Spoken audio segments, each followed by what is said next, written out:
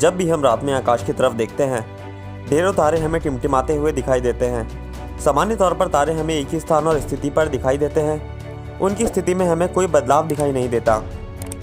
इसलिए प्राचीन समय में मनुष्य जब भी ब्रह्मांड की संरचना और उत्पत्ति के बारे में सोचते थे, तो रात्रि के आकाश में तारों की हमेशा एक सी स्थिति और स्थान पर देखकर वह यही समझ पाते थे कि ब्रह्मांड स्थिर है और उसका एक निश्चित आकार है। हजारों सालों तक मनुष्य यही सोचते रहे कि ब्रह्मांड स्थिर है और उसके आकार में किसी प्रकार का कोई परिवर्तन नहीं हो रहा है और उसका एक निश्चित आकार है, क्योंकि तब तक ऐसा कोई उपकरण या गणित हमारे पास नहीं था जो ब्रह्मांड को समझने में हमारी मदद कर सके। लेकिन मनुष्य की जिज्ञासा इन सवालों पर खत्म कहाँ होने वाली थी। सन 1915 एक ऐसा साल जब वह सिद्धांत विकसित हुआ जिसने ब्रह्मांड के प्रति हमारी सोच को बिल्कुल बदल कर रख दिया। एल्बर्ट आइंस्टाइन द्वारा विकसित किया गया सामान्य सापेक्षता का सिद्धांत, एक ऐसा सिद्धांत जो यह दावा करता है कि ब्रह्मांड स्थिर नहीं है और उसका आकार भी निश्चित नहीं है। यह गणितीय समीकरण सामान्य सापेक्षता के सिद्धांत का है। 1922 में फ्रीडमैन द्वारा इस समीकरण को हल किया गया और फ्रीडमैन ने इस समीकरण के 3 हल प्राप्त किए, जिसकी मदद से फ्रीडमैन ने ब्रह्मांड के 3 मॉडल विकसित किए। फ्रीडमैन द्वारा दिए गए 3 मॉडल आधुनिक खगोल विज्ञान के विकास के लिए महत्वपूर्ण थे। पहला मॉडल बताता है कि ब्रह्मांड का इतनी धीमी गति से विस्तार हो रहा है कि विभिन्न गैलेक्सीज के बीच गुरुत्वाकर्षण इस विस्तार को धीमा कर देता है और एक समय पर रोक देता है। उसके बाद गैलेक्सीज एक दूसरे को आकर्षित करना प्रारंभ कर देती हैं और ब्रह्मांड सिकुड़ने लगता है। दूसरा मॉडल बताता है कि ब्रह्मांड का इतनी तीव्र गति से विस्तार हो रहा है कि गुरुत्वाकर्षण इस विस्तार को कभी नहीं रोक सकता, लेकिन वह विस्तार को थोड़ा धीमा जरूर कर सकता है। तीसरा मॉडल बताता है कि ब्रह्मांड का विस्तार पर्याप्त रूप से इतनी तेज गति से हो रहा है कि ब्रह्मांड कभी ध्वस्त नहीं हो सकता। फ्रीडमैन के तीनों मॉडल में एक कॉमन फीचर नज़र आता है कि ब्रह्मांड का विस्तार हो रहा है, और अगर ब्रह्मांड का लगातार विस्तार हो रहा है तो एक समय ऐसा जरूर रहा होगा जब अतीत में सभी गैलेक्सीज के बीच की दूरी 0 रही होगी।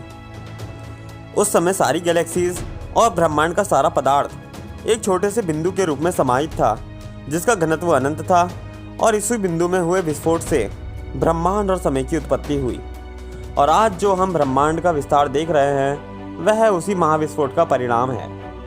सामान्य सापेक्षता के सिद्धांत के आधार पर फ्रीडमैन द्वारा प्राप्त किए गए ब्रह्मांड के मॉडल गणित की मदद से प्राप्त किए गए थे।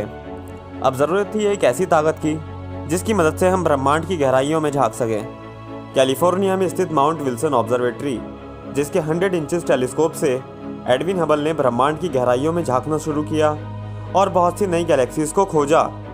हबल ने अपना समय उन गैलेक्सीज की दूरियों को ज्ञात करने में और उनके वर्णक्रम को ऑब्जर्व करने में व्यतीत किया। 1929 में हबल ने ऑब्जर्वेशन से यह सिद्ध किया कि जितनी अधिक दूरी पर कोई गैलेक्सी है वह उतनी ही अधिक तेजी से दूर जा रही है, और इसका अर्थ यह हुआ कि ब्रह्मांड स्थैतिक नहीं हो सकता, बल्कि यह वास्तव में फैल रहा है। सन 1964 में एर्नो पेंजियास और रॉबर्ट विल्सन एक नए रेडियो टेलीस्कोप पर काम कर रहे थे। यह टेलीस्कोप अंतरिक्ष से आने वाली माइक्रोवेव्स और रेडियो वेव्स को ऑब्जर्व कर सकता था। उन्होंने यह सोचा कि वह इसकी मदद से मिल्की वे द्वारा छोड़ी जाने वाली हल्की चमक को देख पाएंगे। जब उन्होंने टेलीस्कोप को एम्प्टी स्पेस की तरफ घुमाया तो उन्हें वहाँ से माइक्रोवेव्स के सिग्नल मिले। एम्प्टी स्पेस होने की वजह से वहाँ पर कुछ नहीं था, पर उन्हें वहाँ से माइक्रोवेव के सिग्नल आ रहे थे जो यह संकेत कर रहे थे कि वहाँ पर कुछ गर्म है। जब उन्होंने टेलीस्कोप को ब्रह्मांड की और दिशाओं में घुमाया तो उन्होंने देखा कि यह सिग्नल हर जगह से आ रहे थे, और यह सिग्नल बिग बैंग के तुरंत बाद उत्पन्न हुए थे, और आज यह माइक्रोवेव के रूप में है। 2001 में WMAP को लॉन्च किया गया। यह एर्नो पेंजियास और रॉबर्ट विल्सन के द्वारा बनाए गए टेलीस्कोप का एक छोटा और आधुनिक रूप था, और WMAP से कॉस्मिक माइक्रोवेव की उपस्थिति के आधार पर एक डिटेल्ड मैप बनाया गया। यह मैप उस समय का है जब ब्रह्मांड की उत्पत्ति हुई थी। यह बिग बैंग घटना लगभग 13.7 अरब साल पहले घटित हुई। बिग बैंग होने के समय का अनुमान ब्रह्मांड की विस्तार की गति के आधार पर लगाया गया है।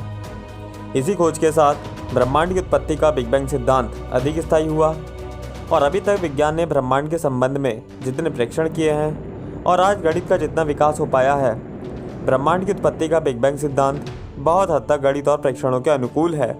लेकिन विज्ञान और गणित के लगातार विकास से इस मॉडल में अधिक स्पष्टता भी बनेगी और इस बात को भी नहीं नकारा जा सकता कि कोई नया मॉडल भी विकसित हो सकता है।